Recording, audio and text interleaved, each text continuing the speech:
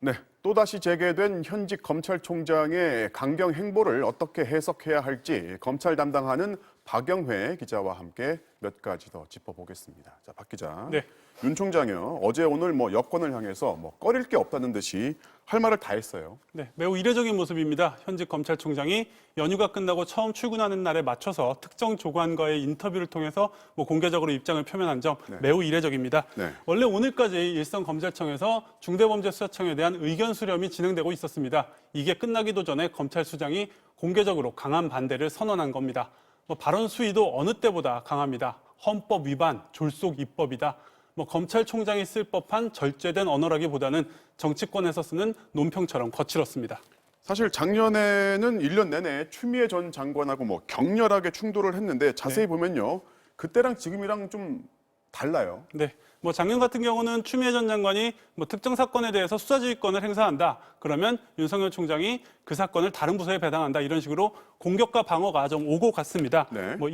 그런데 이번에는 윤 총장이 문제 삼고 나선 중대범죄수사청법 아직 발의조차 되지 않았습니다.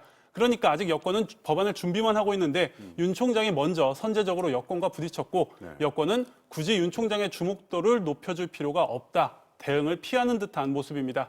그러니까 추 전 장관의 공세에 주로 방어적인 입장이었던 윤 총장이 이번에는 선도적으로 공세로 좀 전환을 한 모양새입니다. 자, 윤 총장 이제 임기가 7월까지란 말이죠. 네. 이제 관심은 그럼 임기 내에 직을 걸어서 사퇴를 할 것이냐, 그런 다음에 정치권으로 갈 것이냐 이거란 말이죠. 네, 그래서 이번 발언 중에 가장 주목을 받고 있는 발언이 조금 전 말씀하신 직을 거겠다 그 발언인데요. 네. 물론 검찰총장으로서 중대범죄수사청을 막아내겠다 이게 너무 절실해서 나온 표현일 수도 있지만 임기를 마치지 않고 정치권으로 가기 위해 포석을 깔았다 이런 해석도 가능하기 때문입니다. 네.